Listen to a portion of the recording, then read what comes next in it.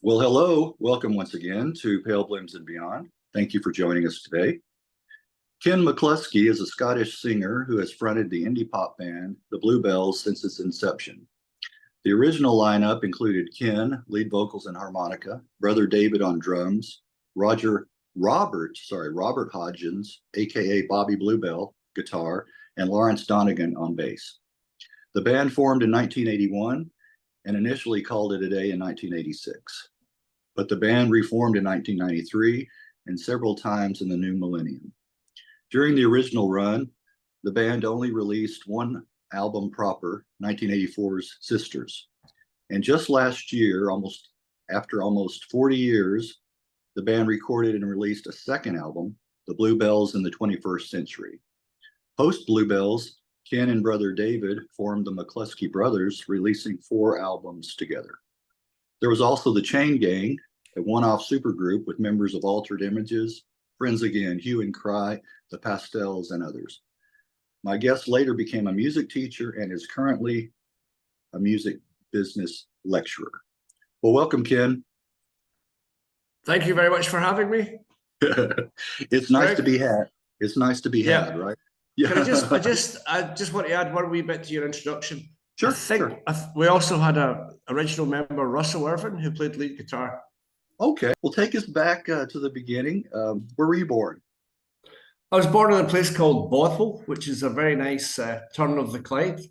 So David and I are from it's a village about 9 miles from Glasgow. Okay. It's in the borough of, it's in Lanarkshire, which is a county.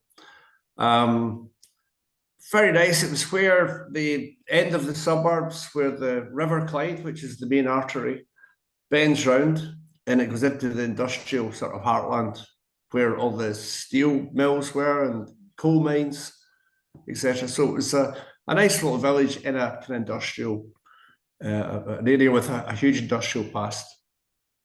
Okay. Probably a little similar to in England, like Birmingham and Manchester. Yeah. They had that. But on the edge sort of thing, just on the edge where it meets the countryside sort of thing. Yeah. Right. Okay. Well, do you have fond childhood memories of growing up there? It was a great place. Bothwell was a great place to be brought up. Yeah, quite a lot of cousins. Uddingston, which is the neighbouring village, and friendly village. Went to school there. I went to school in Hamilton. Did normal things like kids do.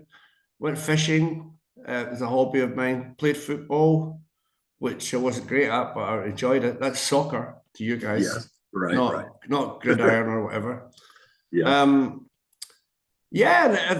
No problems whatsoever. We've got 2 brothers, 2 sisters, and we all get on fine, and we continue to go on fine. So I think the upbringing was pretty normal. My dad started off as a bricklayer, like a builder. Yeah. And then my mum became a teacher when David and I were about secondary school, which is about 11 or 12. She was a housewife before that. And then my dad became a bit of a businessman. He started building houses and stuff like that. Yeah. Well, do you remember early on hearing music in the house? Were either one of your parents music? Well, they were both into folk music, the folk scene. So this kind of folk revival of the early 60s. Yeah. So I'm born in 62, David's born in 64, but we're David's youngest in the family, I'm the second youngest. So all my brothers and sisters had their own music. So they had the Stones and the Beatles and all that kind of stuff, early 60s stuff.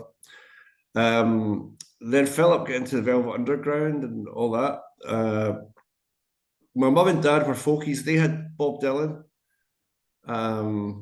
They get into Crosby, Stills, Nash and Young. They get into Joni Mitchell. Yeah. And then a lot of the Irish and Scottish music as well about that time. So bands like the Dubliners, bands like Planksty. So Scottish and Irish music plus the Americana stuff like Woody Guthrie and blues as well, like Sonny Boy Williamson, stuff like that, Big Bill Broonzy. So they had a lot of parties when we were kids.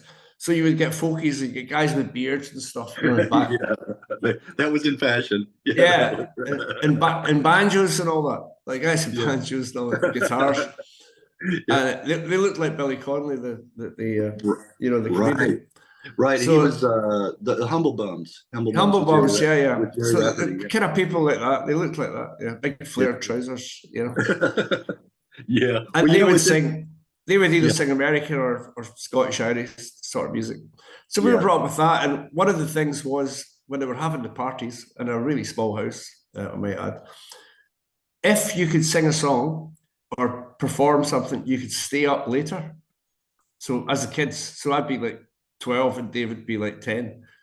So we want to stay up later, whereas the older ones were too embarrassed to perform. They're like, nah, that's uncool. So David and I were like, well, whatever. We're like the Dilly sisters off the the banana splits. Right. Oh yeah. Remember the banana splits used to open up the Dilly sisters go, never. Yeah, you used to watch that. So we used to.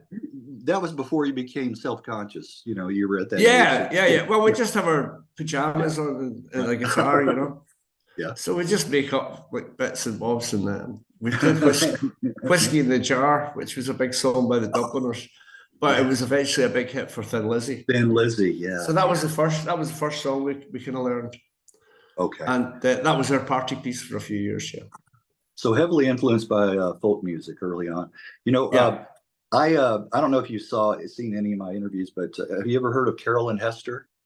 I know the name, yeah. I know the name. Okay. She's a Texan, 87 years old. That tops my oldest interview I've done, but still sharp as a tack.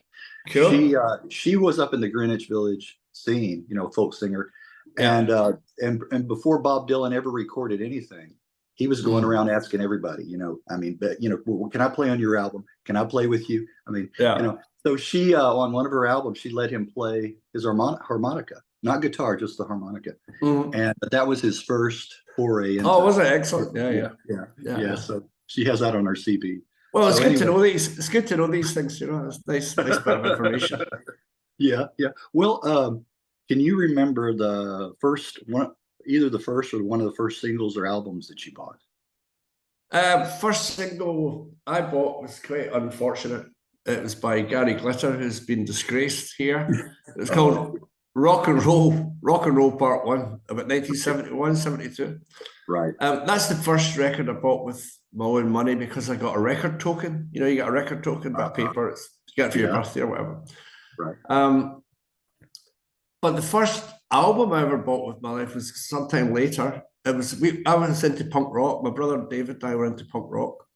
So I got a record token, and I bought the Dead Boys. They were a band they were part of the New York scene. Right, Steve Baders. Young, Loud and Snotty, yeah. And then we'd go on to meet him years later and play gigs with him and all that. Yeah. So when I was 15, I bought that record. Yeah. However, we really didn't have to buy that many records because our older brothers and sisters bought everything. They bought records every week. You just borrowed. So we just borrowed their records. So we were really influenced by their music. So as I said, Philip was into the Velvet Underground. He also liked a wee bit of rock, like Deep Purple and stuff like that. Right. Status Quo and all that. He liked Moira was more into the kind of folk scene as well. My older sister. But she liked the Faces, like Rod Stewart and the Faces as well. Right. She liked T-Rex, that kind of stuff. Ruth was she was the sort of girl who got into disco and stuff. Okay. And reggae music. So we had a lot of reggae music in the house as well. At the time, I wanted to mention before we move on about Steve Baders. That's very interesting. You brought that up, Dead Boys. Yeah. Because I was wondering, and one of my questions later is what was Bobby. Did he pattern his look after Steve Baders? Did he ever get confused? Did he ever get confused? I'll tell you a better one. So once we were in the Bluebells, this is like 1985 or whatever. For some reason, we had a really good agent and a really good following in Spain. Yeah. Because pop music had been banned in Spain. Yeah. Because of Franco and all that. So Franco, all the radios were just full of flamenco and traditional Spanish music. So the time the 80s came, they were desperate for pop music. They didn't have the Stones, they didn't have the Beatles, they didn't have any of that stuff because Franco was in power all that time. So I mean, you could hear it, but you couldn't really buy it. There wasn't really a live music market for bands from bands from other countries. No, anyway, no outlet. we toured. The Bluebells toured. We did a tour of bull rings. You know, like bull rings, like yeah, where they have the bullfights. Yeah, bull rings, and it was Lords of the New Church. This is after the Dead Boys. Right. He was Lords of the New Church and the Bluebells, right? And it was hilarious. It was really funny. But we sussed it. We thought, Robert, you look very like Steve Bators. So what happened was Steve Bators has got all the crucifixes on and all the leather gear and studs and all that studded stuff and all that. And Robert's got on a wee stripy t-shirt and a nice little coloured shirt. So they changed clothes one day. And we did an interview on television. Robert acting as Steve Bators and Steve Bators acting as Robert. It was hilarious. Is that right? It was really brilliant. So it was all things like the guy doing the interview was kind of saying, so what kind of music are you into these days, Steve? And Robert, as Steve would says, just loads of shit goth music, and like, stuff about death and stuff about the devil and all that. Then it would go to Robert. Then it would go to Robert. Then it would go to Steve about Robert. So what do you like? What sort of music? He says, I don't really like music. I just like eating ice cream and chasing girls and all that. It's really funny, man. No, don't try chasing girls while you're eating ice cream, because that can messy. But very interesting, the connections I find. I just talked to a guy. I don't know if you knew this band, American band in the early 70s. They weren't real big. Blue Ash. No, I don't know. Probably not. Anyway, this guy Frank. You might go back if you have a little bit of time and check it out, because I'll write it down. Yeah. Frank Sessich. It's Secich, and he was in Blue Ash. Also a friend of Steve Bators, and he tells interesting Steve Bators played with him too. Stories. Steve was a very funny guy. Steve was a very funny guy. Yeah. He's a kind of prankster. He's always up to something. Right, he was. Unfortunate for him, he didn't go to the hospital. I mean, he could still be around. I know. After that, wow. He used to do this act every night. It was a bit like Screaming Lord Sutch or something like that. Like, so the last song, he would die. He would die on stage. Right. He would kid on he was having a heart attack and all that. And then, like James Brown. James Brown at the end of the show or something like that. He would do all this. And then the roadies would come on with a stretcher and take him off with a gas cylinder, attached to his mouth. It was really funny. And then he would get up and he would just go, have a drink. Yeah, that is like, I was lucky enough to see him with Lords of the New Church. Later on. Well, I wanted to ask you, what record stores did you frequent? We were very lucky in Glasgow. We had lots of. Our local record shop was in a place called Hamilton, which is Impulse, and that had like little box in the front with 7-inch singles. Yeah. So we got all the punk singles and new wave singles or whatever it was called. We get them from that. But in Glasgow, they had lots of really brilliant record shops. Listen, Graffiti, Echo. Loads of really good ones. Bruce's Records. And they weren't just record shops; they were meeting places. And in Bruce's, there was a guy called Arthur Haggerty who worked there, who would put on the early gigs. He'd be a promoter as well, so you would go in and get tickets for the local show. Right. And it would be one of the punk bands. It'd be X-Ray Specs, or it would be Chelsea or something like that.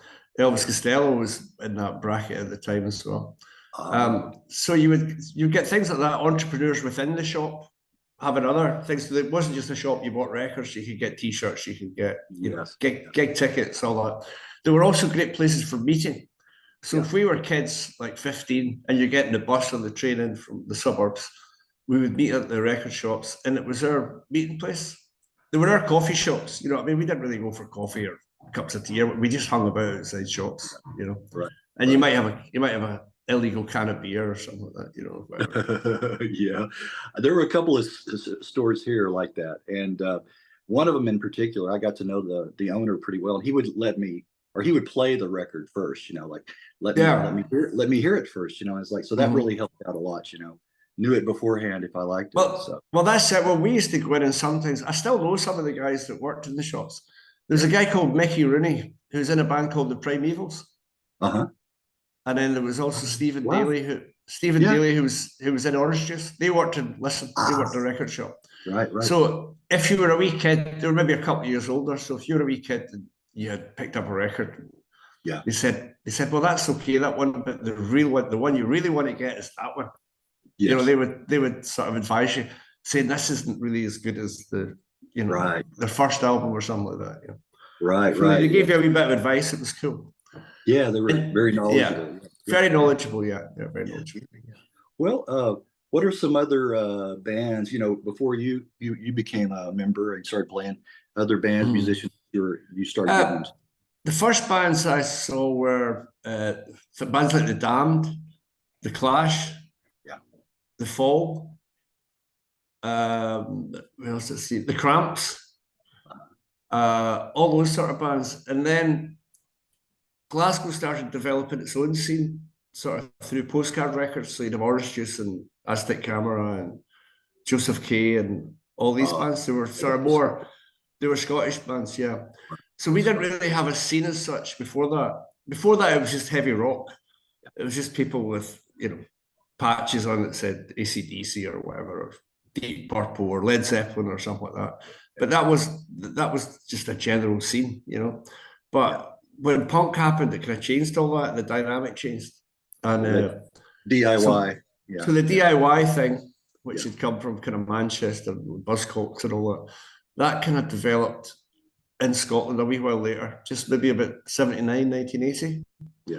And there was more. So some of the record shops, like Bruce's, would have a label called Zoom Records, and they would put out like Simple Minds, first records or whatever. So the guy who owned the record shop, Bruce's, managed the Simple Minds. Okay. And he would also have a record shop. Yeah. So he had several things going on. So on Zoom there were bands like PVC2, who had been a pop band called Slick. Midge Ure was in that, I think, and a few of them. Yeah. A band that I picked up on late, TV21. Oh yeah, well their bass player joined us later on, Neil Baldwin. Baldwin was in TV21. They were good. I saw them. They're now called. Some of them are now called the Cathode Ray. Okay. They're in a band called the Cathode Ray. I'm sure some of them anyway. And they're from Edinburgh. They were a good band. I'm surprised that I hadn't heard of them before, because I used to just pick up and buy everything. I was just constantly consuming. We'll talk about. So you mentioned. I wanted to say one thing. I saw The Damned. It's been a few years ago now. Here in Deep Ellum, and I got up close enough to the stage. I try to get up close enough to the stage. Yeah. And Captain Sensible was playing with him, and I got up there. And I got his attention. I said, play what? Do you remember the song "What" by Captain Sensible? All right, yeah. I said Captain. I said what? I say what? Right. It was kind of a dance club hit too, and of course he just kind of looked at me like, that's my solo. This is the band, and I could see the band, playing that, but I thought I'd throw it out there for what it was worth. Yeah, I'll send you after this. I'll send you a picture. David and I were doing a gig recently with Captain Sensible, and David got a shot of his berry. So it's me, David, and Captain Sensible. Captain Sensible's got his sailor boy outfit on, and David's got his berry on, so it's quite a good photograph. I'll send you. I've reached out to him and didn't hear anything back, but that would be a good interview, to get with him. He's a nice big guy. Yeah. I've heard he is. Well, let me ask you. How about one of the first concerts that you attended? First concert, went a couple of like little sort of school concerts and stuff like that. But the first one there was a big old theatre in Glasgow called the Apollo. It's unfortunately knocked down now, but it was a great old theatre. There'd been a huge cinema before that, a theatre. And it was a free gig because there was so many it was December 1977, and there was so many bands on the same week. Like the Clash played one night, you know, I think Ramones or something. I played the next night. So the Damned couldn't sell any tickets, so they gave away free tickets, and the support band was the Dead Boys. So the first gig I ever saw was the Damned and the Dead Boys at the Apollo. Yeah. Okay. Proper gig, proper gig. Yeah. I was 15. Because they had that connection with Brian. What was his name that was in the Damned? Brian James. Yeah, Brian James. Yeah. They had. He went on to play with Lawrence of the New Church. Right. He was a fantastic guitar player. Really great guitar player. Yeah, that's fascinating. Yeah, my first concert was a year before, so you weren't far behind me. 76 Chicago. I saw Chicago. That was and of course I started out because that's what we were hearing over here was, you know, of course, album oriented rock, things like that. I did see Frank Zappa. That was like my second concert. Yeah. So, but then I started getting into more, you know, later on, more alternative, more stuff from your side of the pond. Well, we'll talk about what was were you in a band before the Bluebells? Yes, we round about the time we saw the Dead Boys supporting the Damned, we started a band with my brother David was the drummer, I was the singer, and we had the guitar player and bass player called Donald Kerr and Andrew Deans, who were at the other school, the other local school, and we formed a band called Raw Deal, and we started off playing Clash covers and Sex Pistols covers, only for a while, and then we started writing our own songs. And we played at because we were too young, I was like 15 or whatever, and the other guys were like 13 and 14. We played at school concerts. So we had a punk concert at our school, and then we had a punk concert at their school. And then Altered Images asked us to go and do a few gigs supporting them. Okay. And by that time, I was a good friend of Claire Grogan. Yeah. And the guys. So Claire Grogan was my girlfriend's best pal. So gotcha. So she asked us to do some gigs with them. We did that. And I then, when I was about 18, I went to 17. I went to London with her demo. We made a demo tape. And I went to London to try and get a record deal, and it wasn't really happening. So I just stayed in London. I stayed in London for about a year. And then when I came up home, my brother had joined a band called the Bluebells.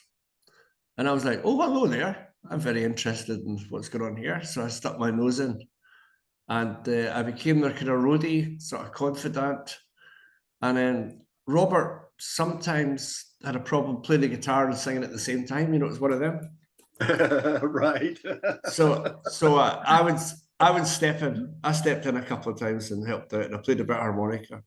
And I kind of got into the band after that. Yeah.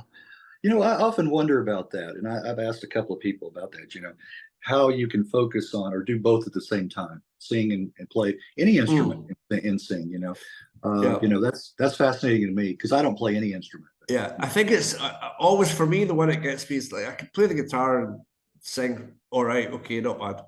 But playing the bass and singing, I think that'd be really difficult because it's a completely different thing. You know, like at least when you're playing you're playing the chords of the guitar when you're playing the guitar, but the bass sometimes it's quite intricate, the notes you're playing and all that. So when I see Delamitri, for example, who are a local band, yes, I saw them. So he's singing, playing the bass. It's like, wow, I have no idea how you do that. I heard lead singer's got Parkinson's. So. He has, unfortunately. Justin has got Parkinson's, but he's still playing. He's still playing. He's I don't know about any medication or whatever, but he's still playing and he looks fine. But I think it's a thing that will maybe catch up, unfortunately. It's going to progress. I think once you've got it, it'll progress, but he looks fine and he's still playing away. So still talk about, you probably mentioned, you know, most of the influences, but any that you left out of the other members of the Bluebells, influences they may have. Robert's a good few years older. So he got us into Big Star and all that. He got us into, we knew the Velvet Underground and stuff and Lou Reed through my older brother, but we didn't know who Big Star was really. And Robert got us into all that kind of stuff, you know, the Box Tops, Big Star. He also played a lot of Dylan as well, like, you know, like Blonde on Blonde. And so we'd make up tapes for our van. So Robert would make up tapes and they were pretty influential on us, I think.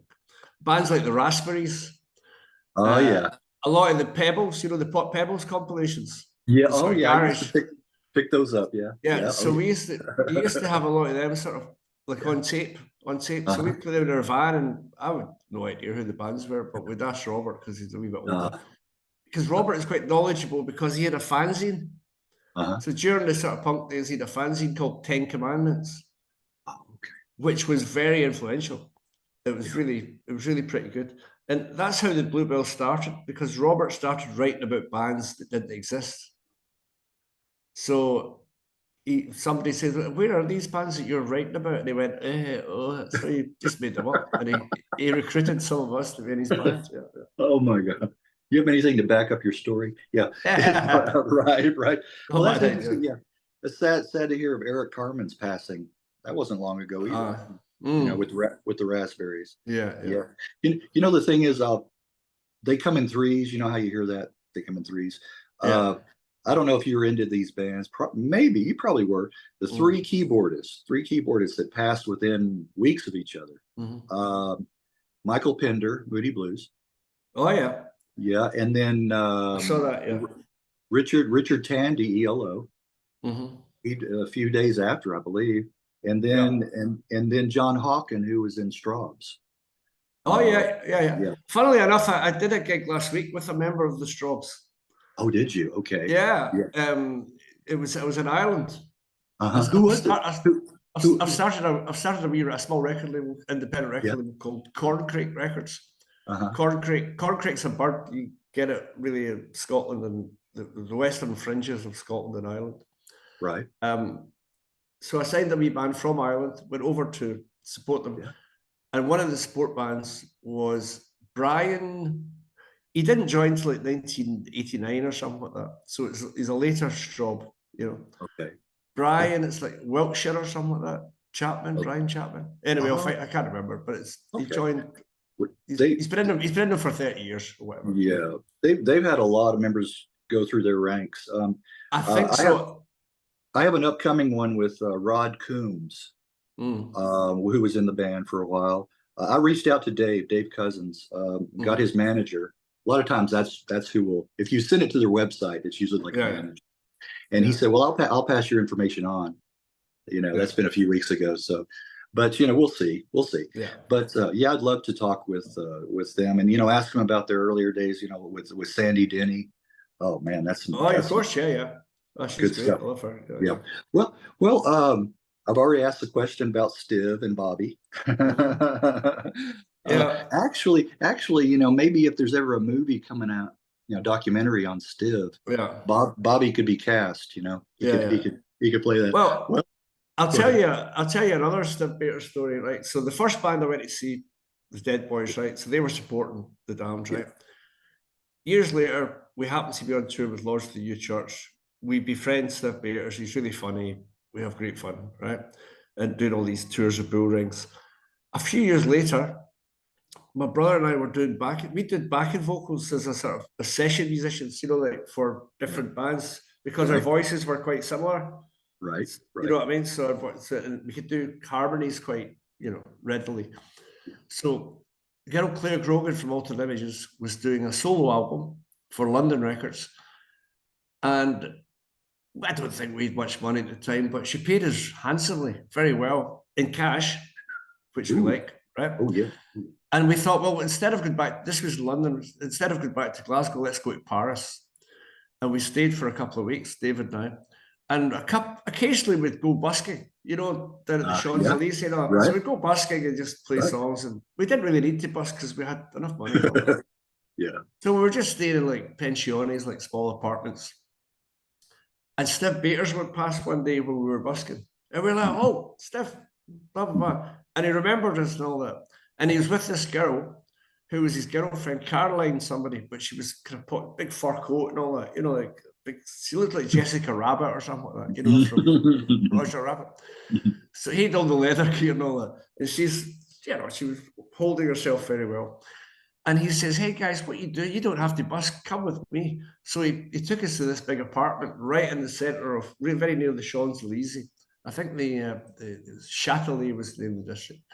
And he put us up there for like a week or whatever. It was great. It was superb. So we were living in the life of luxury, you know. Yeah. Right in the Luxurious. lap. Busking 1 minute, the next minute we were in this amazing apartment with Steve Peters. So thank you, Steve. It was great. Quite a dichotomy there. Yeah. That's interesting. Well, any interesting recollections of concerts early on or bands that you opened for? You mentioned you talked about Dead Boys. Yeah. So before that, so when we started Bluebells, the Bluebells started to do a few gigs. So we played at the local university, first gig, and then Strathclyde University, and then we played in the pub. I worked at a pub called the Rock Garden, which is a very cool pub on Queen Street. And then we started getting supports. So from Altered Images was first support for a few gigs, and then Orange Juice asked us to support them. And we did London with them and a few gigs in Glasgow and Edinburgh and all these things. So they were really good. So that was Postcard Records, guys. They kind of took us under their wing to a certain extent. And they were very helpful. So we would borrow all their gear, their guitars, their amps and all that sort of stuff. So they were, you know, they kind of collected old Gretsch guitars and stuff like that, you know. Yeah. So they would give us them and we would pose about with them. Well, speaking of Postcard, real quick, they were interested in releasing Everybody's Somebody's Fools. They were, yeah. But it didn't happen, yeah. No, it didn't happen. We recorded it, but Postcard, it only really lasted for a couple of years. So Orange Juice went to Polydor, they signed to Polydor. Aztec Camera went to Rough Trade. Joseph K kind of imploded. And the Go-Betweens went back to Australia. So they didn't really have any bands or much of a roster. And I think the guy, Alan Horn, who was the main guy behind it, him and Ed, I think he was getting a bit bored with it. So it never really came to fruition. And by the time we were ready to put a record out, Glasgow would become this really hip place. Yeah. You know, it was like Seattle or something like that, you know, like in the grunge period, or, you know, New York and the punk area. Glasgow's not that big. It's maybe about 700,000 people. Yeah. But it's got very good music and art, you know, base, hub of art and music, really. So all of a sudden, you know, like our newspapers, they might do it in America as well, I don't know, but maybe 1 month there would be a big feature on Liverpool, you know, Liverpool, the new Mersey beat sound or whatever. And you'd have Echo and the Bunnymen and Teardrop Explodes and all that. Wow. And then you'd have It's Manchester, and it would be Joy Division and, you know, then New Order and, you know, Magazine and all these bands. Slaughter of Dogs to a certain extent. Yeah. And then it was our turn. So around about 1980, it was kind of our turn. So all of a sudden we became hip. So all these record company guys started hanging about in Glasgow, you know, with the satin bomber jacket on and the gold credit card, you know, the gold American Express card. Right. So they used to take us out for meals like nearly every night. Hey guys, I want to sign you. I want to sign you guys, and blah blah blah.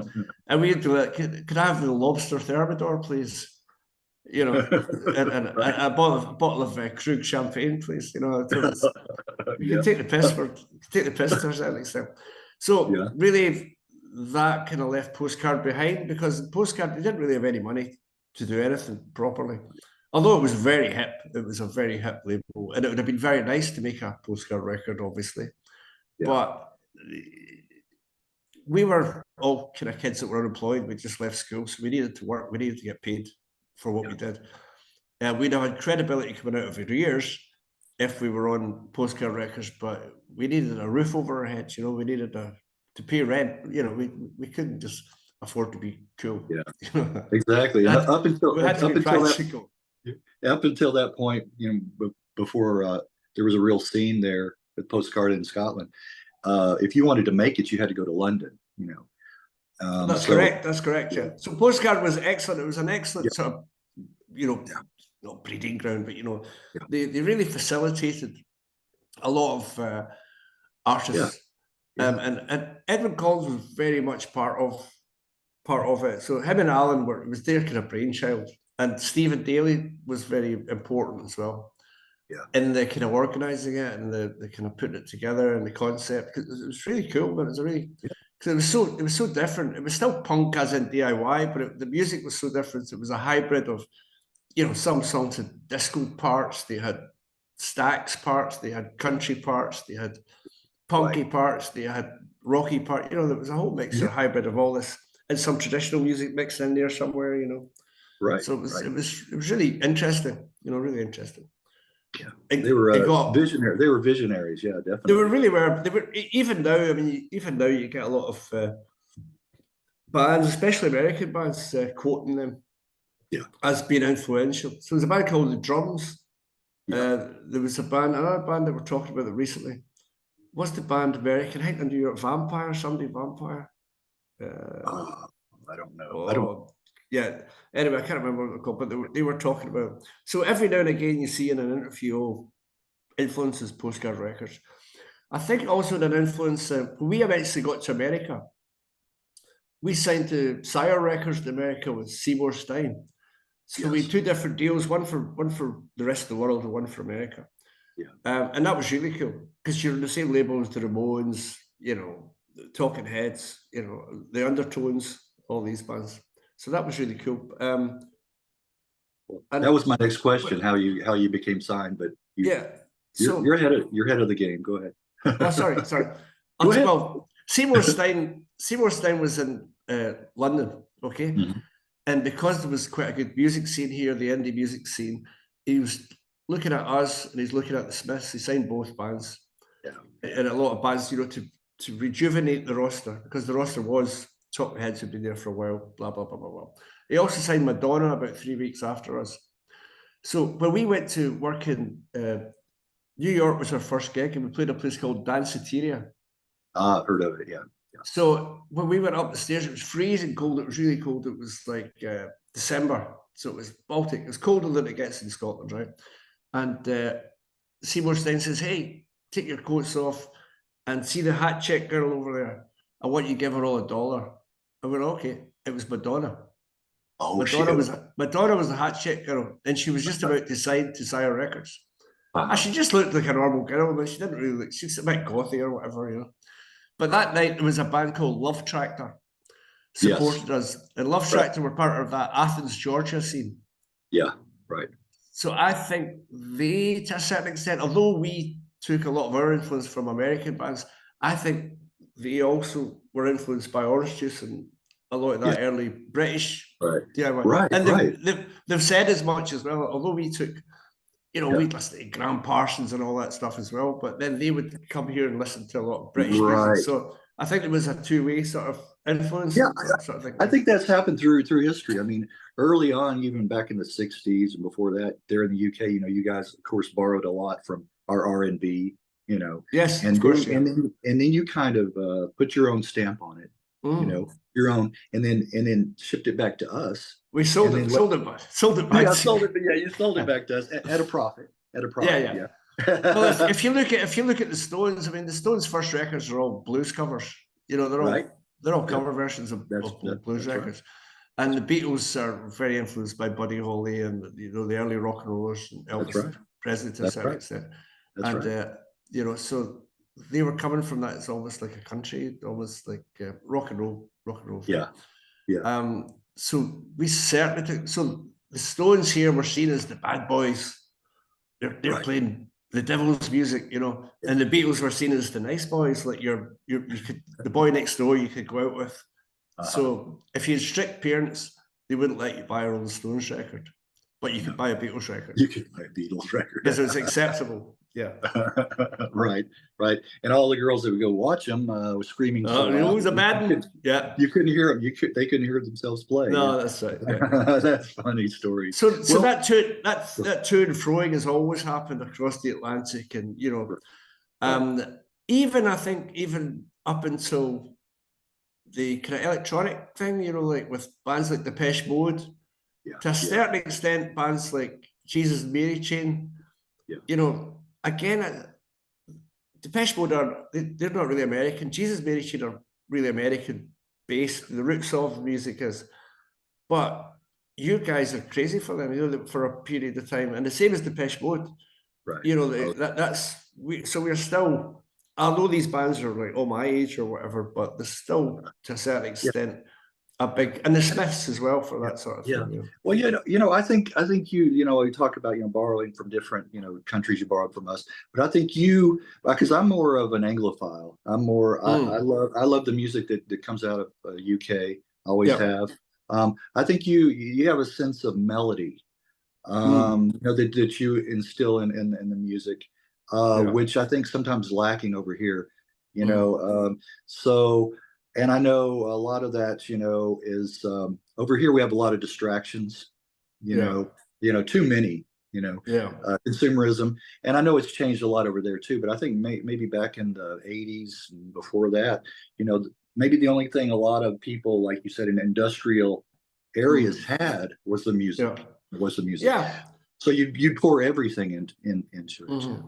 I think you take, everybody sort of cherry picks to a certain extent, Yeah. but the idea of songwriting as a narrative, like as a storytelling, Right. a way of storytelling. So a lot of the songs have stories to them. It's not just random words made up or stuck together. There's a kind of feeling, or there's a, there's a story to a lot of the Right. songs. So I think maybe that's what you guys like.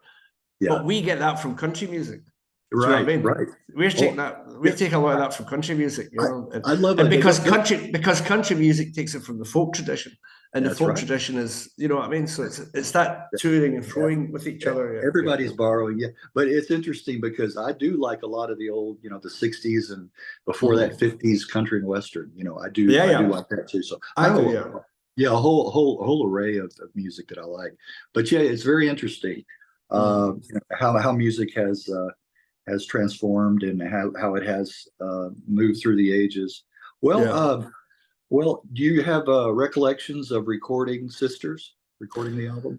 Yeah, it was kind of a bit piecemeal. It was a wee bit like a patchwork quilt, if you think of that. It wasn't done in one session. Like, ideally you would have one producer. Yeah. You'd have one studio, and you might mix it in a different studio. Because of we had a really heavy schedule for touring. Our agent kept us very busy recording.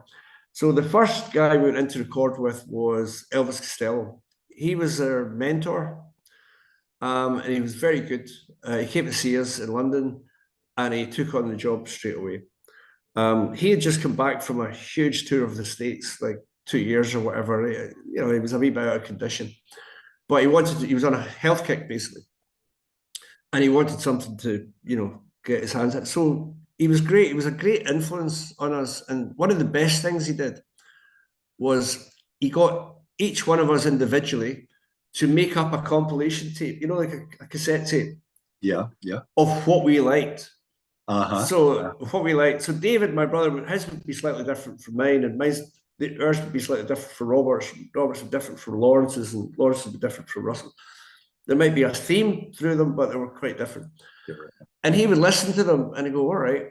And there's a really kind of educated way to do this, So it's try to get our personalities, which is really nice. So when we got to go into the studio, it's almost as he knew us a wee bit more.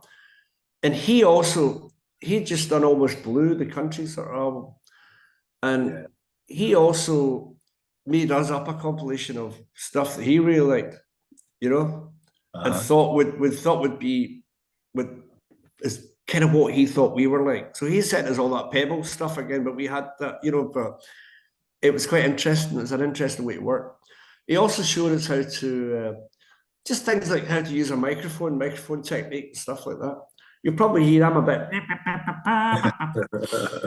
That's just that's the way we talk here, I think. And we've all got sinus problems. Right. So instead of singing into the microphone, you sing across it. Okay. And he said, because that's how I sing. Because he's from Liverpool. In Liverpool, we talk from here. Yeah. We don't talk from here. No, we don't talk from here. We talk from here. And he said that to me. He says, like, you sing, and I said, oh God. He says, that's okay talking like that, but when you're singing, don't sing, sing from here, la la la. Use your diaphragm. So he showed us exercises how to use a diaphragm and stuff like that, and fill your lungs basically. Right. Which is really helpful when you're on a tour, because you never lose your voice. Right. By doing that, was practicing that. Exercises, yeah, you just use the oxygen properly. You know? Right. Let me ask you this, do you take anything for your voice? Do you honey or anything like that? Yeah, I take black tea with some honey, occasionally glycerine. And a commercial, this is a commercial advert, right? These little sweeties, which I always have in my pocket, they're called Jakemans. Jakemans. Okay. They're like kind of aniseed, Jakemans. They're fantastic. Oh, okay. And they kind of clear your nose, and they're kind of menthol sort of thing. Menthol, right. But they're really good. They're really good. I'm addicted to them. You're addicted. I need to get me some of those. Yeah. You could do with the Jakemans. You're a commercial advert. Jakemans. Hey, you've got a side career there. There you go. So sorry, just go back to the production thing. So Elvis was really good, and we did like 4 or 5 tracks with him, which we really liked. The record company didn't think there was a hit in any of them, because obviously record companies are looking for hits. So we went on tour with Elvis Costello then for about maybe 30 or 40 dates.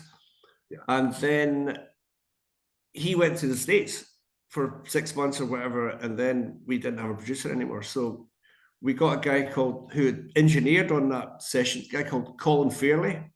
And he'd been in a band called String Driven Thing. He was a drummer in a band called String Driven Thing. They were kind of prog band from early 70s. Okay. And a guy called Rob Andrews. Rob Andrews he was a keyboard player in Graham Parker and the Rumour. Do you ever remember them? Yes, I do. Hey, here we go again with the connection. Here we go. Yeah. Again. They became our producers. They became our producers then. And Bob was good at keyboards and string arrangements and stuff like that. Right. Also, a guy called Alan Shacklock did a track. So it was a wee bit of a patchwork quilt. But it was all right. But recently, we re-released it 2 years ago. And what we did was, when you sign a record deal, you sign in perpetuity. That means forever. Okay? Forever. Till you're dead, plus 70 years or whatever, right? So our record company is London Records, which is part of Phonogram. Phonogram was bought over by Warner Brothers. Warner Brothers was bought over, they sell different bits of the catalogue. So it looks like all the Bs from London Records, Bronski Beat, Bananarama, the Bluebells, Blancmange, were all sold to a French media company called Because TV. So I was going, who's got the tapes of our so I did a bit of a detective work, a sort of Sherlock Holmes or a Miss Marples, depending what way you want to think about it. And I went to London and I found the tapes. Some of the tapes were there, some of the tapes weren't there. Some of the tapes were in their own boxes. So see, when these big giant companies are buying stuff, they don't even know what they're buying, because they don't know what they're buying. It's just they're just buying a huge bit of copyright, Right. So they haven't actually got the physical tapes in a lot of the cases. Anyway, we found enough to compile the album. Okay. And we took off Everybody's Somebody's Fool because it wasn't the good Elvis Costello version. We took off, changed a few of the tracks, the same tracks, but just different mixes. And we added Aim in Life and we added Some Sweet Day. So it's our version of the album. So it's kind of cool that way. So if you're buying the new record, buy the new version. The newer version. No, because the old version is deleted anyway. Yeah. And that's on a label called Last Night from Glasgow. Last Night, yes. Well, I wanted to mention again another connection. These things interweave, and I guess the more of these I do, the more they will. I have an upcoming interview with Martin Belmont, who is a guitarist with Graham Parker. You talk about. Oh, right, there you go. Yeah. And he was also. Do you remember Ducks Deluxe? Do you remember Ducks Deluxe? Yes, I remember them. Yeah. There's a really good. You might be able to get it. There's a really good documentary, like a TV program they had over here. I think you can get it on YouTube. And it was the history of independent music, I think. And it's about stiff records and early stiff records. But it starts off with Jake Riviera, who went on to be Elvis Costello's manager, going out and finding talent. So the first band he mentions is Ducks Deluxe. Ducks Deluxe, yeah. And then it moves on to Dr. Feelgood. and then it was, you know, all the sort of pub rock bands who were really good, and how pub rock became punk rock to a certain extent. And how punk rock was influenced by pub rock, but it's really good. I'll find out the name of it. But send that to me. Yeah, because I talked to both Brinsley Schwartz and Ian Gom. I talked to both of them. Oh yeah, I remember Ian Gom. Ian Gom had an album, and I don't want to be nasty, but it's probably the worst album title I've ever heard. He had a solo album called Gom with the Wind. Yes. Gone with the wind. Yeah, and I'm not sure. You can tell him that from me, but you know that's all right. I'm not sure if it was his idea. I'm not. I don't remember. I don't remember if I asked him that question, but yeah, you're right. Yeah, you're right. But Hold On, that track Hold On is still it still travels. I mean, it's a great track. Yeah. Well, they were great. Another link there. On Young at Heart, one of the tracks on the Bluebells album. Yeah. It's a really fast country picking thing. That was played by one of those guys who was in a band called Rockpile. His name was Billy Bremner. Dave Edmonds, yeah. Dave Edmonds' band, Billy Bremner. So Billy Bremner's Scottish, but he's a good bit older than us. But he played we played all the other instruments, but he played apart from the fiddle. But we needed somebody to play a really fast country picking thing, which we weren't very good at. So he came in and did that. Yeah, he did that. He helped out with that. Yeah. Well, I wanted to mention about the album. Oh, go ahead. So we said to the producer, one of the producers, Rob Andrews, we need somebody to play this real fast country picking thing, and he went, I know the man. And this was Billy Bremner. So Billy Bremner was in Rockpile, but he'd been playing in bands since the 60s. So he was in Lulu's band, you know, Lulu and the Lovers. Yeah, that's Lulu. So he'd been in there since 1965 or something like that, 66. So he had good stories, good stories. Yeah, and is she still performing? She's still around, I know. She's just done her last gig, I think. She's doing a farewell tour, because she's probably well in her 70s now. Wow. She looks amazing, but she's like one of these women like Cher. Right. She's like a tiny Cher. I can imagine Cher being quite tall. She's tiny. This one's about 5 foot. Yeah, but she looks brilliant. She looks great. Yeah, she still looks good. Yeah, To Serve with Love. Yeah. Well, I have to say, listening to the album, I'm going back and listening again. You guys had a unique style and sound. Always, I think, with a Scottish sensibility. Staying in touch with your roots. I mean, you can hear that. Coming through. That was kind of important because we had signed to this major label, London Records. Then you're kind of restricted to a certain extent with what you could do, because there's always somebody saying, you got to do this, or you got to do this, or you've got to sound like whoever's having hits or whatever at the time. So we were like, well, not really. I don't really want to do that. It's not interesting for me to do music that's alien to us. We want to just play music that we like. So we got away with that. We compromised, and a lot of the B-sides were more what you wanted. Well, they were more like, so we got the B-sides and they got the A-sides, sort of, to a certain extent. Right. But Young at Heart was very successful. I'm Falling was very successful. I'm Falling was great, but the record that sounded most like the Bluebells was Kath. Kath, right. So that's what we sounded like live. That's what you sounded like. Yeah. That was a track. I used to make a lot of mixtapes too. And besides Young at Heart, I probably put Kath on the most mixtapes back in the 80s. Yeah, I would put that on there. That was free and easy because that was one of the records that was recorded one day Elvis Costello was ill. Yeah. But we still had the studio booked. So the engineer, Colin Fairley, who'd been interested in different thing, said, look, guys, let's not just waste time. Let's just record a track. So we recorded that without a producer. Right. We just produced that ourselves with the engineer. Right. So, and funnily enough, it sounds like the Bluebells. So there was nobody else. There's nobody else's influence in that. It was just us playing 1, 2, 3, go, boom. And we recorded it live, so it sounds great. Right. But I like the upbeat songs, but I prefer the moodier, the slower ballads. Like I do as well. Yeah. Will she? I think my favorite track is "Will She Always Be Waiting." That's lovely. Yeah, that's lovely. Yeah, isn't it? Yeah. Yeah. How did that come together? That one was Robert. That was one of Robert's songs. He started. It was about Ava Gardner. Oh, okay. Because apparently Ava Gardner didn't like flying. Yeah. So it started off, She Hates Travel, it was called. Yeah.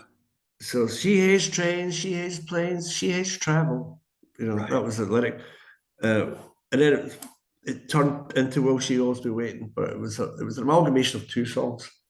Okay. And it became that. But it's a lovely song, and it was a nice string arrangement on that as well. That's what I was going to say. Nice, icy string arrangement at the beginning. It gives you that coldness, that feel, the cold of a winter chill, That's right. It's lovely lyrics. It feels that way. Yeah. So you get the wee shimmer, you get the shimmer of the strings. Right. Hey, well, let me go put on a coat while I listen to this. Right. Right. And the other one, The Patriot Game. That's that was written by, my dad had a friend called Dominic Bean who wrote that song. Yeah. Right. And Dominic he was kind of like a beatnik poet sort of thing. So just at the same time as New York was getting, the avant-garde, the left bank, the left field sort of places. What's the cool place that Dylan used to hang about in New York? Yeah, what was that? What's the area called? Greenwich Village. Greenwich Village, that kind of thing. So Dominic had been there and he'd done a wee bit of that. But his brother was more famous. He was called Brendan Bean. Yes. He's from Dublin, and Brendan Bean wrote books like he wrote a play called The Hostage. He wrote The Borstal Boy, really big, influential books and plays for us, really. So eventually Dominic moved to our area. Dominic's from Dublin as well, but he moved to our area, and he became real big pals with my dad. So he ended up staying in our house for a few months, on and off. And he would sing, at these parties that I was talking about earlier. He would sing, and he'd sing anywhere, actually. He would sing in a pub, he'd sing anywhere, sometimes not being asked to sing. He just burst out any song. Anyway, one of his great songs was The Patriot Game. Yeah. And he wrote it.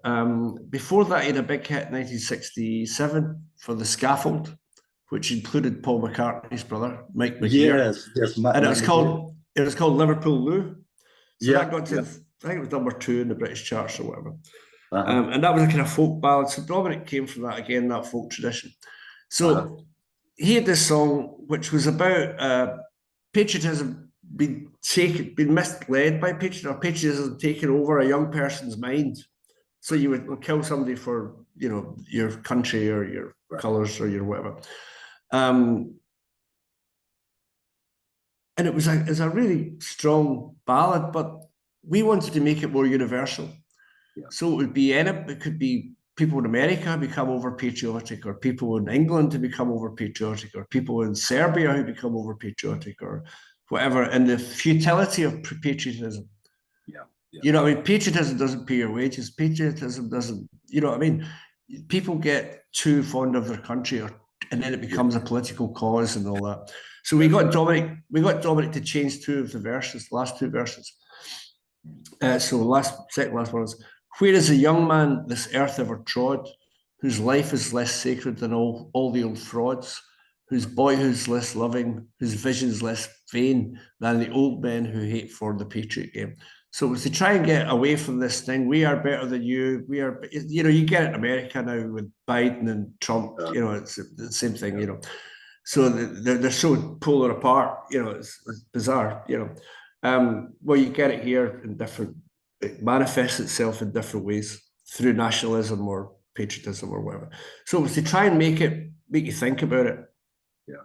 You don't just vote because your father tells you to vote this, or again, that goes back to that punk thing. Think for yourself. Right. I think songs like that need a regeneration during our times, during the times we're going through. Yeah. Well, Dominic Bean swore blind that Bob Dylan stole the Patriot Game and called it For God on Our Side. It's the exact same melody. It's the same melody. You're right. It's the same melody. It is.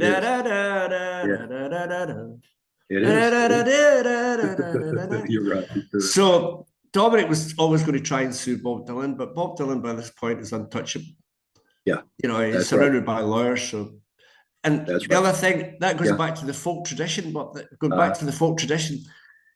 Yeah, there was songs, and there was songs in the 1920s that was come, you young cowpokes, and come down the ranch and jump on your horse or whatever. So there's a kind of who owns what when it comes to traditional, right?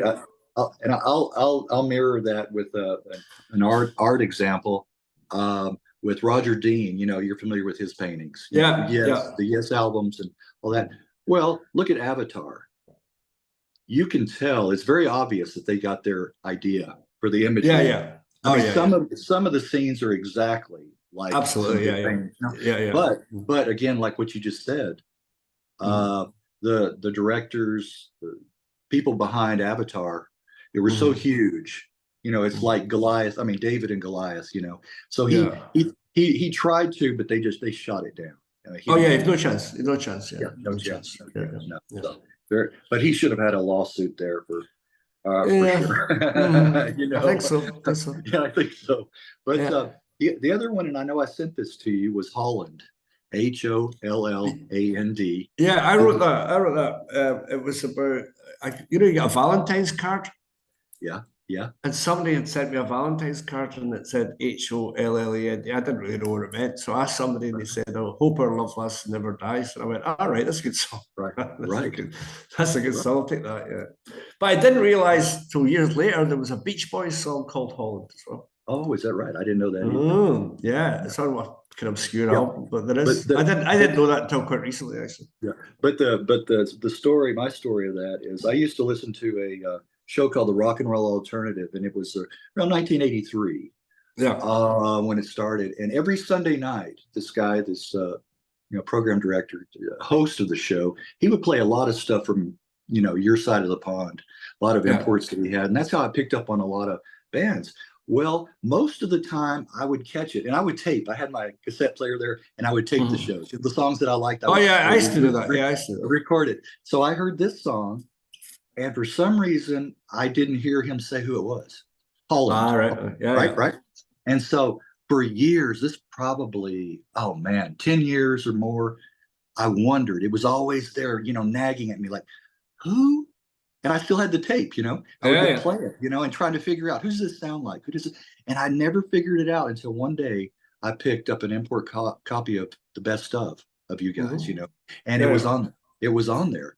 And it was like, that aha moment, like, that's who it is. Now I know. I can go to bed. I can go to bed now. That's right. Cool.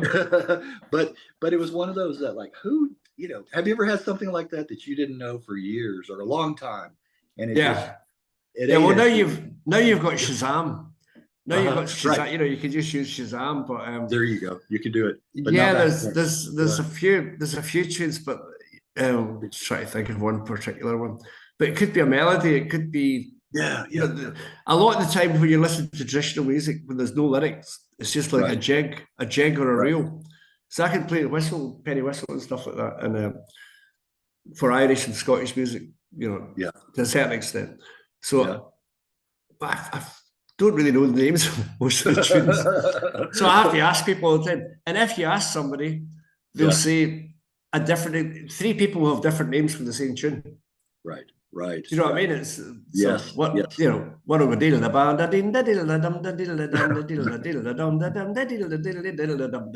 right. And what's that? Oh, it's the farmer's polka, or it's the the sea shanty number 7, or it's they've all got different names for them. So it depends where you come from, and that's quite interesting as well. And sometimes they're hybrids, sometimes they're hybrids of different things. Yes, they do. They do. They lap on top of each other. Well, favorite places or countries that you played? Well, when we went to the States, we loved that because it was like being in a film for us. So we got this deal where we had an agency called the Singer Agency in New York, and through them in Sire, we got this great deal. So we didn't have to travel by bus coach, like across America or whatever. We flew everywhere. We got individual tickets, $500 for as many flights as you wanted in a month. So 35 days or something like that, 35 days. So you could go on United Airlines, Delta, any of these, but we'll just jump on it. So all we did was take our guitars. We didn't take any gear. We got the Musicians Union of America to put up a drum kit, Gretsch drum kit, Fender twin reverb, two Fender twin reverbs and whatever the bass stack was, whatever. And every night it was set up, so it was really quite easy. So we had to do an awful lot of odd interviews, but we really liked the diversity of it. So one minute we were in Minneapolis and it was -40, and we were playing in Prince was making Purple Rain upstairs. It's a place called First Avenue. We were in the wee place downstairs. It was called 7th Street Entry. So that would be an adventure. We'd sneak up and see Prince and Prince, they're filming it and all that. We're trying to get in the film. We're trying to get in the film and all that. And then the next day meet Madonna, and then the next beat, blah blah blah. So we had a huge adventure. So probably for a boyhood adventure, America was fantastic. But the biggest territory we were in outside the US was Spain and Germany. Spain, and again, it goes back to that thing that we didn't really have a lot of pop music in the 60s or 70s like we had, because you had Franco, who was a fascist. And he wanted everything just to be Spanish, so flamenco music was the music of choice for him. And the church was very, very strong as well, and really didn't want people listening to the Rolling Stones. So it was kind of strict. It was like a closed country for a long time, until 75 when he died. So they had to catch up a lot. So, but Spain was fantastic. We had great promoters there. Germany was really good because Germany's it's about 75 million, but there's about 75 towns with 1 million people in them. You know what I mean? It's there's lots and lots of big towns, and each one's different again. So that was an adventure. It was also nice going to Scandinavia, Sweden and Norway and Denmark, all those places. I like that. In France, we couldn't get arrested. I don't know what happened in France. I think it depended on if the record company knew what you were and how to market you in that place or whatever. I know other bands that go to France and they're huge, but we couldn't get arrested. We couldn't get arrested in Italy either. Italy was Italy was a big disco place at the time. Yeah, still is. Yeah. Well, I just talked to Martin Griffiths yesterday of you remember the prog band Beggars Opera? Oh yeah. Well, he was the only English member in an all Scottish band. But he's in Germany. He's living in Germany. He's been there for a long time now. A lot of musicians live in Germany because it's seen as they're very interested in culturally. They're all interested in culture in different places. So it's a great place for music. They're music lovers, big time. Collectors as well. Ireland was also good, just their neighbour across the road there. That was good. Right. That was good. So we were number one there as well with Young at Heart. Yeah. And Holland, we were number one in Holland as well. Holland. I've heard stories of musicians from the UK that would go to Holland and they'd be big hits. They'd go down well. Go back home and nobody knew them. Oh, that's right. Yeah. Kind of happened to us. Walking down the street. Hey. Well, funny you should say that. So we're signed to this record label, London Records, right? So we have a couple of singles, and they do all right. They don't really bother the charts very much, right? However, we have 3 hit singles. They're all right. Oh, boom, boom, boom, boom. After that, we go on tour for a year. When we come back, we go to the record company. We don't know anybody. The guy who signed us has become head of Warner Brothers, a guy called Roger Ames. All the secretaries and A&R people, they've all gone to Warner Brothers with him. He's taken a whole lot of them with him. So we go up to the record company, go, hi, and the doorman says, who are you? And then somebody comes and says, where's your badge? We never needed a badge. You know what I mean? Your badge is your face, you know what I mean? You didn't know who we were. Right. And we went into the label and really, it was quite embarrassing. We're like, we're here for some money. Can we get some money? You haven't paid us our wages. You haven't paid us our wages for 2 months. And they're like, who are you? And we're like, yeah, they didn't know who we were really. So we had to sort of, regroup and sort of, we eventually got our wages or whatever, but it was over after that. We were kind of over after that, Bluebells, because they weren't interested. They'd moved on to other groups, and that's really what happens. Yeah, that was my next question. Unless you're selling millions of records, right? you get I call it a shot in the swings. You know, if you're a swing park, Mhm. you know, you have a park and it's got like amusements like swings, you know, like you push the kids on the swings and they go, wee. And if If you push them really, really hard, yeah, they go run. around it. Yeah.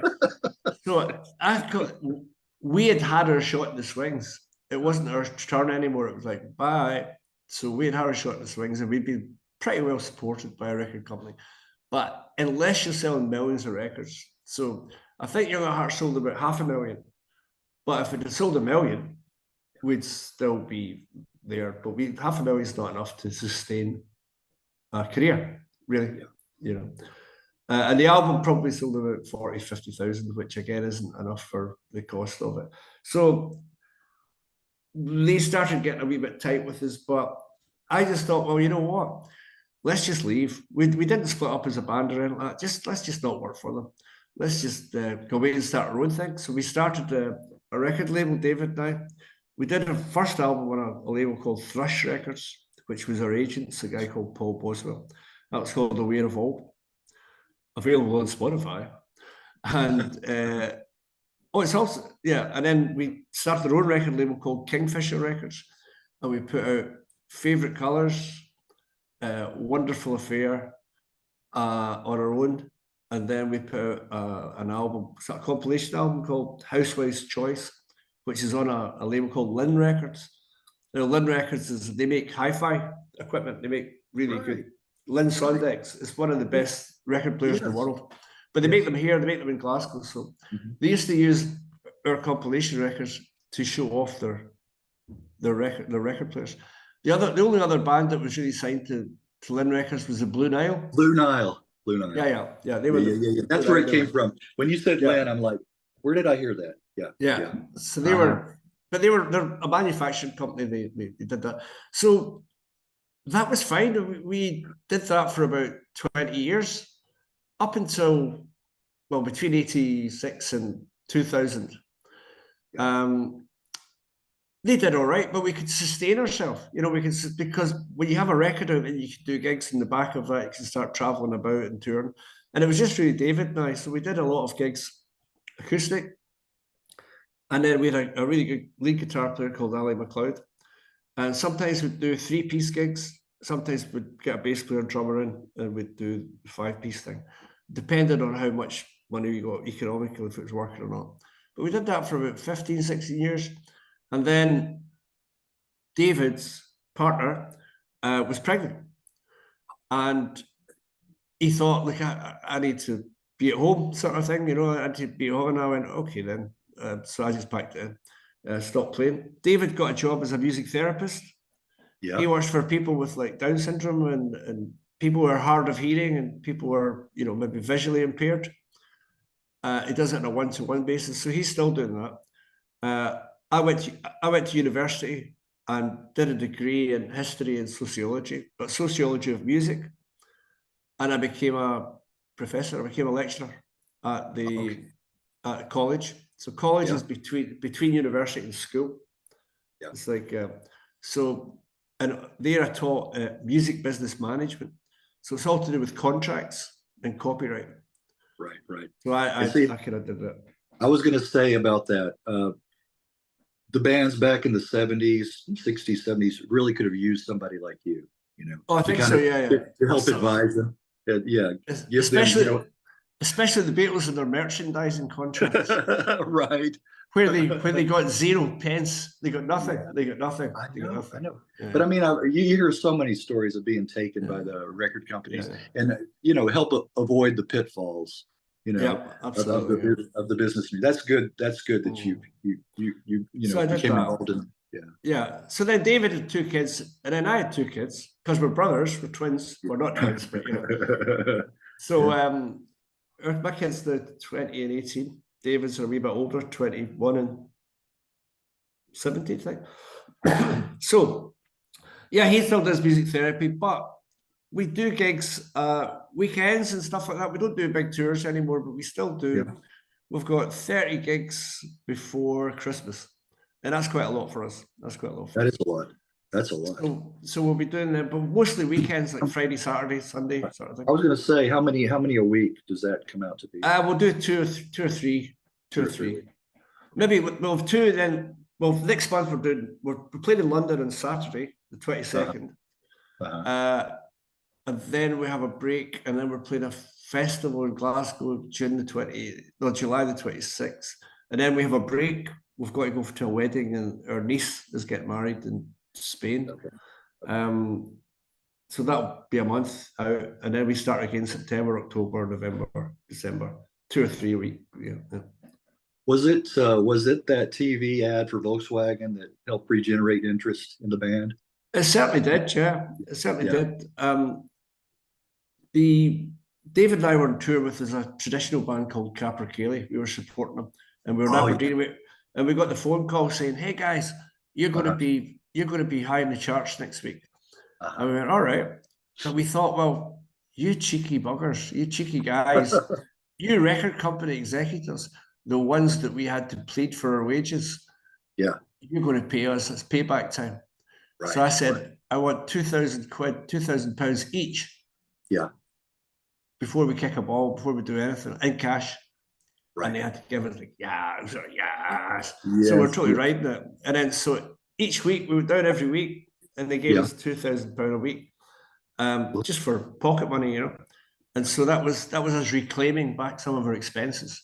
Yeah. So we did quite well, and it got to #1 for 4 weeks, and we'd fly down every week and just do Top of the Pops, which is the big TV show here. And it was great fun. We had great fun doing it. So that revitalized interest in the Bluebells, certainly. Yeah. Well, you mentioned Capercaillie. There's either a member of their band or a producer or someone involved with the band with my last name, Shanks. I remember looking at the liner, and I'm half Scottish anyway. So well, Shanks is a big popular name. Yeah. That's what I was. So there's that kinship probably to why I like the music so much. But I need to do my lineage. Look, we had a coat of arms that we found not many years ago. I don't know where it is now, but it's saying that we were, my dad's side was from Scotland. Yeah. Do you know what Shanks means? Do you know what Shanks means? It's a part of the leg, right? Yeah, it's your leg. Yeah, it's your leg. Yeah. So if you get a name, Crookshank. Right. That means bent leg. Right. How about remember Braveheart? Yeah. Longshanks, King Longshanks. That means he's tall. That means he's tall. Yeah. Right. Longshanks. Right. Yeah. So that may be part of the reason why doing these interviews, going back, I'd love to do more with the 80s because that's the era I grew up in. I mean, that's I love the 80s. And I reach out to a lot of, UK, England, artists from England, and I don't get the reaction. I do from you guys, even a little later on, Douglas T. Stewart. I talked to David from Pearl Fishers. Chris Thompson from Friends Again. From the Bathers. And from the Bathers, Chris Thompson. Chris Thompson's lived about half a mile from me when I was a kid. Oh, is that right? Yeah. So when I was talking about where I was from, I'm from Boyville, and the neighbouring village is Uddingston. He's from Uddingston. Yeah. And he would go to school with the other guys in Rodale. Right. So we're from Douglas Stewart is from about 1 mile from me, not half a mile. Is that right? He's from Bells Hill, which is kind of more Okay. So anyway, I wanted to real quickly, Ken, talk a little bit about the new album, the recent album. I think seriously, and this is just me. This is in all honesty. I think it's better than your stuff from the 80s. I really do. I would agree. Yeah, I would agree. I think the songwriting's a bit more matured a wee bit. Mature. That's the word. That's the word right there. It's very, very mature.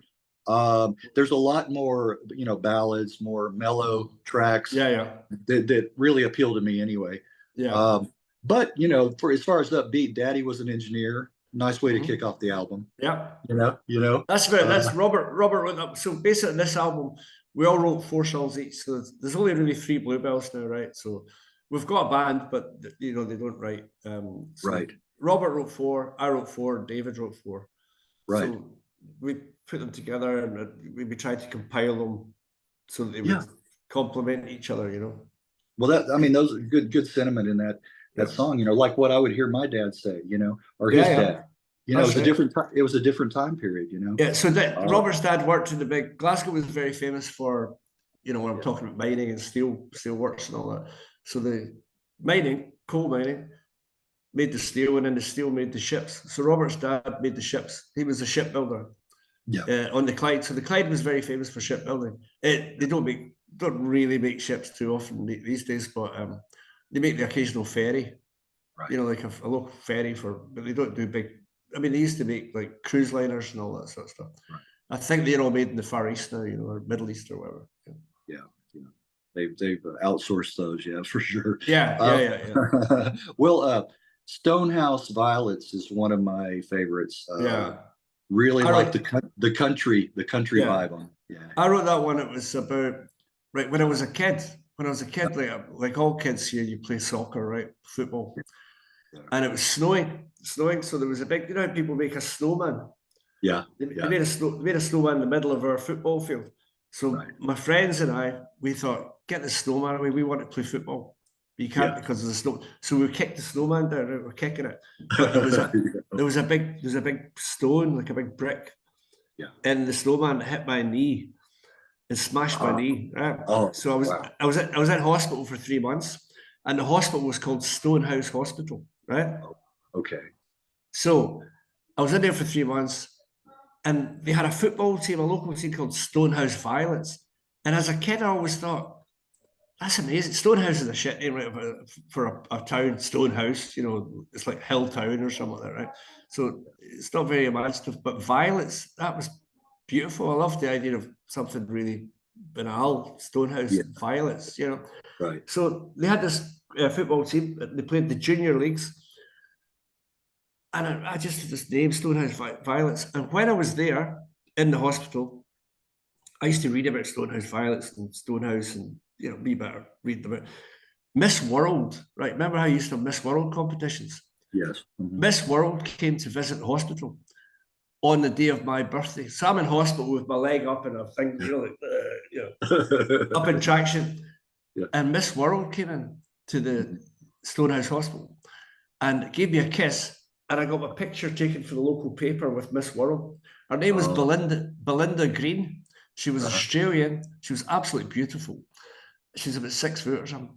And I couldn't believe it. So I always had this thing about Stonehouse in my head. And I thought, I want to write a song about Stonehouse Violets. Yeah. Also, my son plays in the same league. He plays football now. He plays for a team called Ashfield, St. Roch's, and a few others. But he plays all these other teams.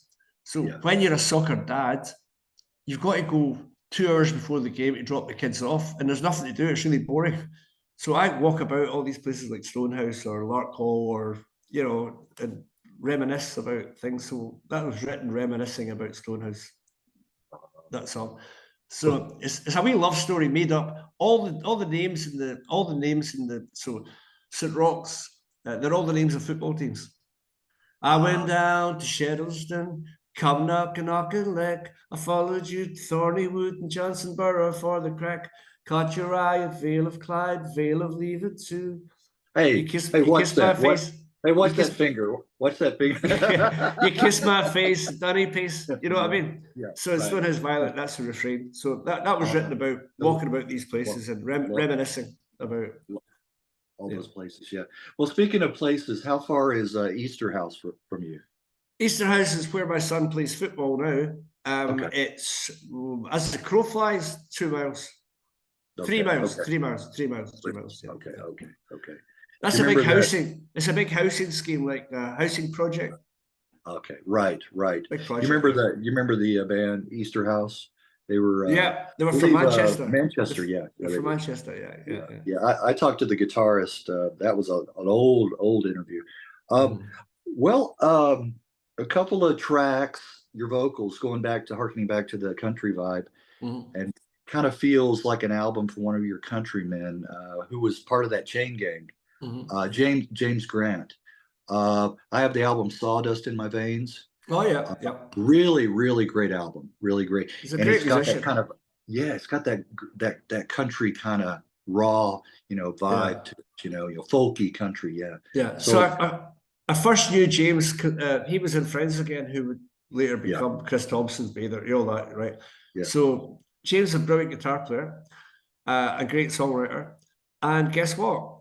See the gig we're doing on Tuesday, the gig we're doing the 22nd. James is Yeah. playing with us Oh, is he? because Okay. my brother's injured. He's hurt his spine, so he's got a spinal injury at the moment.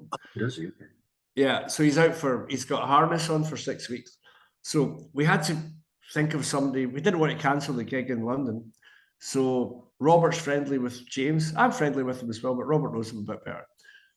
So we asked James. So James is playing with us next week in London. Oh, is that right? Okay. Yeah. You see how It's a small world. It's a small world. Small world. It interweaves together. It's fascinating. It really is. Well, the boy who slipped away. I really like the addition of the flute on that. Oh yeah, it's lovely. Yeah, it really is. And I don't think enough bands use that. That's an instrument. Well, that was David wrote that song. Yeah. It's quite good. You've mentioned one of each person's songs, so that's quite nice. Yeah. David wrote that, and he wrote that about a friend of ours who he kind of got lost. He was a kid that came from a family that was very strict.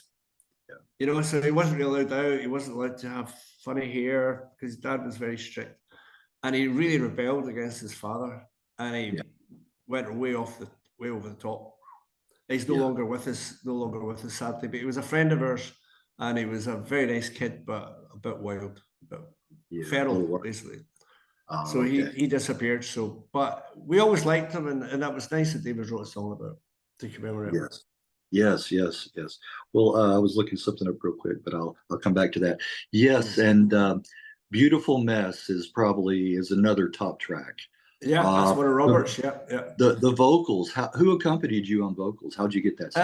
No, that's Robert singing that. Okay. Robert's. I just did the harmony on that. So Robert, he's only breathing on it. So you've got the mic. Remember we were talking about the microphone? Yeah. He's only kind of breathing. It's a very breathy vocal, so it's hardly any. There's no power in it. It's just a very light, but it works with the effect, and it works with the sentiment of the song. Yeah. It does. It almost sounds like an orchestra. I mean, a choir, not an orchestra. Choir. Well, we did backing vocals. David and I did backing vocals on it to make it like 3-part, 4-part harmony. Let me get this here. Yeah. It's not coming up. Okay. Yes. And, but a really, really, really nice track. And then of course, anyone can be a buzzcock. I hope you don't mind. I did talk to Steve Diggle. I did an interview with him. Yeah. And I told him that you were taking the piss out of him. Okay. Is that all right? Yeah. Well, the Buzzcocks were one of our favorite bands. When we were kids. When we were going to the Apollo, so the gig that was talking about earlier, the Apollo was mentioned in it, and it's all about us as we little punk rock guys. Getting the train into Glasgow, which is the Big Smoke, to see punk bands and having a riot, having a great time, and really ripping it up, and being influenced by them and all that. So it was just a sort of memory of, again, being young and foolish and carefree. But bands like Orange Juice and all that were very influenced by the Buzzcocks as well. So you'll hear boredom and some of these boredom and that guitar part in a couple of the songs. Rip It Up. It's got my favorite song is Boredom. So we're all kind of influenced by the Buzzcocks were brilliant. Yeah. And the idea of it, we weren't really into all this punk rock stuff with the Mohican hair and all that. That was very London. That was all London. That was for tourists. You know what I mean? We just wore like second-hand shops and charity shops and the Salvation Army shop or something like that, like our old guy's suit or whatever, or some military shit or something. So we were just all, we were kind of true to the DIY thing. But that was all part of that. That really influenced. The Buzzcocks were very influential. Great. And there's a story that links up one of David's song about the guy who disappeared. So the guy who disappeared kind of disappeared with the Buzzcocks on tour. Yeah. you know, that was one of his things. He ran away from home and ran away with the Buzzcocks. Right. Yeah. That is right. That is right. Yeah. We had some technical difficulty on that interview, so I had to put a note at the beginning that there were some problems. Right, yeah. But I tried to keep that. I try to keep most of it if I could. But Blue Train, great song. Great song. Yeah. And that's my kind of song. Simple, mellow, beautiful track. Yeah. I wrote that one, and it was just about you know, having a love, you know, you love somebody, but can't go any further because it's kind of broken down. Yeah. You know, and even though you love each other, it's kind of irretrievable. There's no point trying to patch things up all the time when it's not working. Right. You know, because if resentment comes into it or whatever, you're on a blue train, bye-bye, you know. So there's a depth to it to a certain extent. And it could be about any relationship. It doesn't have to be a sexual relationship or a, you know, it could be a business partner. Yeah. If you don't trust your business partner, don't do it. You know what I mean? Or if you're the wrong gang, get out of there. You know what I mean? It's like, I love you guys, but bye-bye. Yeah. So there's a certain depth to it. Yeah. Can't be a part of that. Yeah. Well, living out loud, another great. I like the horn. And again, that's David's song. Living out loud and living out loud. I think you need Dave to explain that one. But you get the message. Come out of the shadows. You know. Yes, exactly. You know, Get up and use me. Go up and do it. Yeah, get up and right. No excuses. You know, just live your life. No, that's right. Yeah. I like that. That's right. And then She Rises. The last half, I think the album just progressively gets better. You know, I don't know if you guys planned it that way, but She Rises is a very pretty. I love the guitar. I love the guitar. Yeah, again, that's one of David's songs, and I do know this. It's basically about what I was telling you. David's a music therapist. Yeah. It was about maybe someone who's non-verbal. Yeah. You know, like one of his guys was non-verbal. It was a girl, and he started playing some music, but she got right into it, and she started making this noise. It was like a beautiful, otherworldly sound. Yeah. And this girl didn't react to anything, you know, she just didn't really react to it. But when the music's played, she got really happy and started making this amazing, beautiful sound.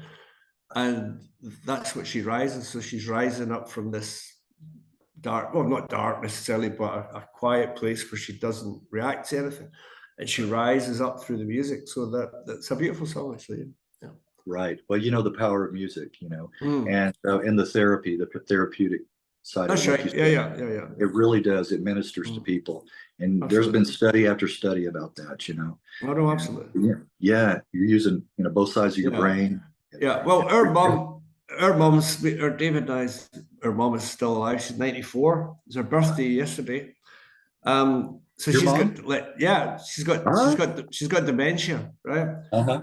But David and I and Robert did a charity thing for a kind of dementia awareness charity gig recently. Yeah. And it's promoting playlists for life. So you have to make your mom a playlist, right? Or your dad a playlist.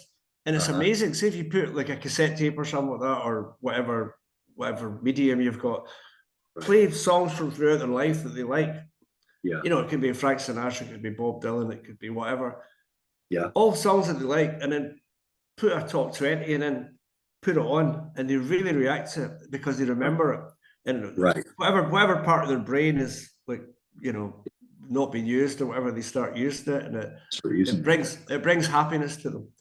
It does. It's called Playlist for Life. It's a really good charity, and we played it recently. But it brought awareness to us.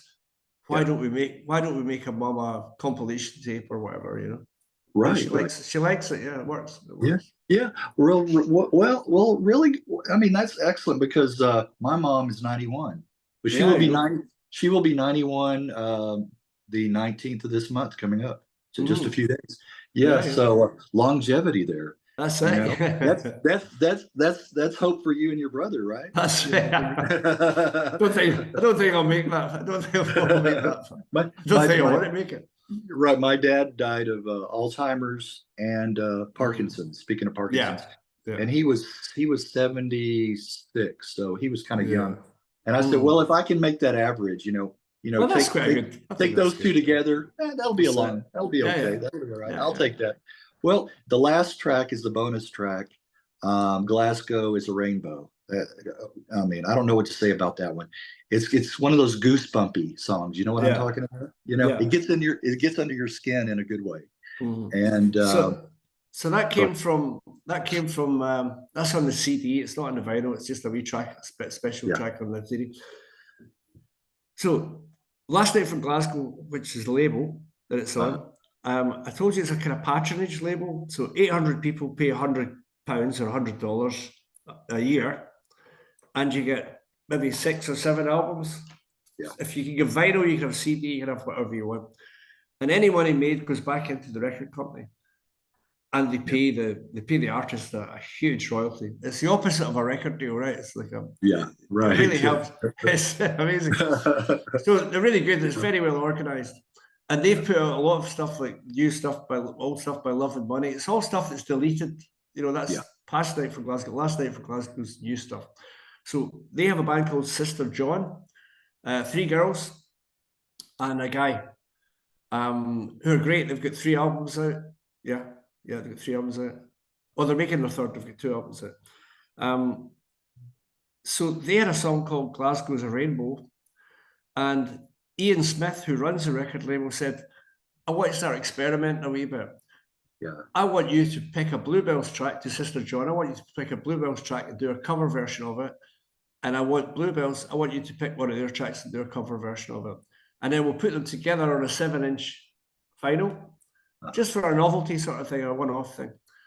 Yeah. And it really worked. It got a bit of radio play, and their version of Young at Heart's really nice as well. It's kind of samba or something like that. It's good. So Sister John, Young at Heart, you'll hear it. It's kind of like, what did you say? It was, it's kind of samba-ish or something like that. Yeah. Anyway, so we did that, put it together, put it on a record and put it out. But we thought, well, there was only 500 of those records made that was getting lost. So we thought it'd be great to give it some legs. So we put it on the album. Oh, okay. Well, it's kind of an anthem. I mean, wouldn't that be something if it did gain some momentum? And I think so. Maybe played some of the football matches. I thought it'd be great. Something like that. You know what it reminds me of? A few years ago. It's been many years ago now, but Pete Wiley's "Heart as Big as Liverpool." Oh yeah, that's right. That was kind of an anthem. For Liverpool. So, I played with him in December last year. Oh, did you? There was a gig called, there's a community project in Liverpool called the Florey. It's short for Florence, like Florence Nightingale, right? So it's a big old institute, and it's for people that have maybe been in prison, or people that have maybe got addiction problems, alcohol or drug addiction, or whatever. It's like, or just people that don't go out, people that don't really socialize. So they have all these guitar lessons and music lessons for local people in this Liverpool 8 is the district. It's a kind of rehabilitation thing, and to get people socialized again. But they use music for that. So they had a thing in a huge big hall, a beautiful hall in Liverpool called St. George Hall, and it's called 500 Guitars. Yeah. So there are 500 people playing that song by Pete Wiley. 500 people doing the Frankie Goes to Hollywood track, which was the big Christmas hit. And then 500 people singing Young at Heart, but playing the guitar along as well.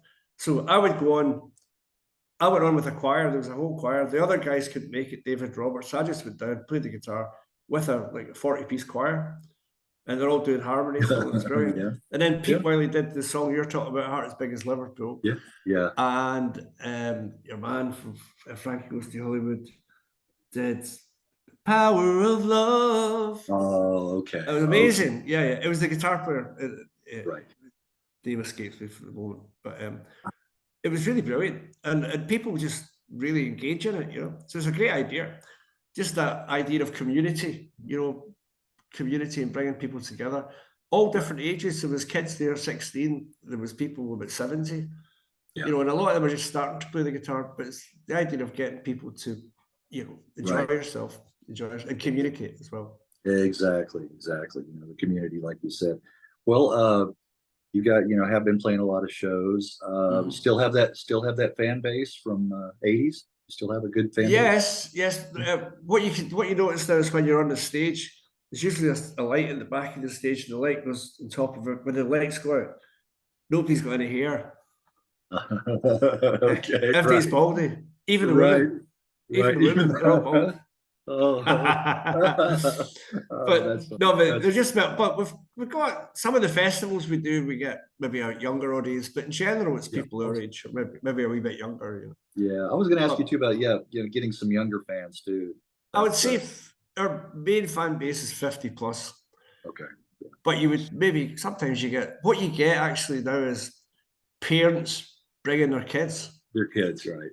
Yeah, or sometimes grandparents bringing their kids and their kids. You know, so you get 3 generations sometimes, because some families listen to music together. Yeah. You know, I noticed that years ago I used to sell T-shirts for the Rolling Stones and all that, and sometimes you get 4 generations that are Rolling Stones concert. You get babies and the old grannies that are like 85. Right. You know? Yeah. Well, you know, I think you know, great music is going to find an audience. Absolutely. Even if it takes decades to do it, you know, it's going to, you know, it's gonna be around, you know, for posterity, because it's there, it's recorded. Well, let me ask you, Ken, what was it about my approach, or why did you take an interest in doing this? Well, I've got a podcast myself. Okay. I've got a podcast which is called Mucking at the Macker. So it's MUCKIN, mucking, as in mucking about. Yes, you know, mucking about. Yeah. Mucking at the Macker. The Macker, MACHAIR. It looks like my chair.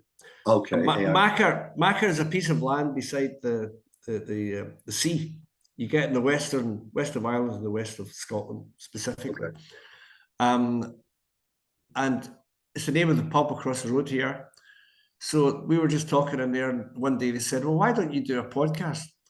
My son's at university doing music technology, so part of his course was he had to do a podcast. So I said, well, why don't we just call it Mucking at the Macker, do it at the pub across there, and interview local people? Yeah. So it's not as international as yours. It's just local people, maybe poets or artists or whatever. I've only done 3. Okay. But I'll send you a link. Yes, send me a link. I'll send you a link and you can share it. But it's Mucking at the Macker. It's just local Scottish stuff, you know, like Scottish. Yeah. So the last one was about Scottish football. There's a big tournament going on just now called the European Championships. It's like all the international teams. Scotland played the other night. We got hammered by Germany 5-1 in the first game. It's a bit like the World Cup, only it's Europe. It's just European teams. Oh, okay. Are you a big football fan? Yeah, I love football. Yeah. I watched the documentary. I think it was called 99 about the Manchester United. I think it was 1999 when they won the World Cup. Yeah, and the European Cup, I mean. European Cup, and their coach was Scottish. I remember that. He's retired now, I think. Oh yeah, Alex Ferguson. Yeah, Alex Ferguson. Yeah. Do you know what his nickname is? What? The hairdryer, because he just goes you know, like a hairdryer, like shouts all the time. Yeah, you dry your hair, stand up next to it. Hairdryer, yeah. Well, yeah. I was just curious because it takes kind of a leap of faith, you know. Somebody I can understand if I'm on your end, I get a message out of the blue from somebody I don't know, you know, and they're wanting to do an interview with me. So that's why I was just kind of curious what your take on it was. I'm pleased to do it. I'm pleased to talk, and I'm pleased to communicate with people from anywhere. So it's fine, yeah. There are artists that are more reticent, that are more like, well, they don't want to be out there like that. It keeps me out the pub. Keeps me out the pub. All right. Well, Ken, it's been very enjoyable, and I really appreciate it. Thank you for taking the time.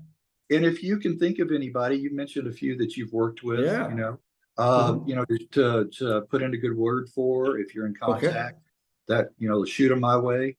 Send me a link when it's up. I will. That's what I'll do. Yeah. Yeah. And then you can post it and see what kind of mileage I'll we get post out it. of it. Yeah. Post it. Yeah. Yeah. All right. No bother. All right. Lovely to speak to you, man. Well, lovely to speak to you and all the best to you. Okay. Okay, Thank Ken. you. Thank you. All right. Cheers, man. Cheers, All Greg. right. Cheers.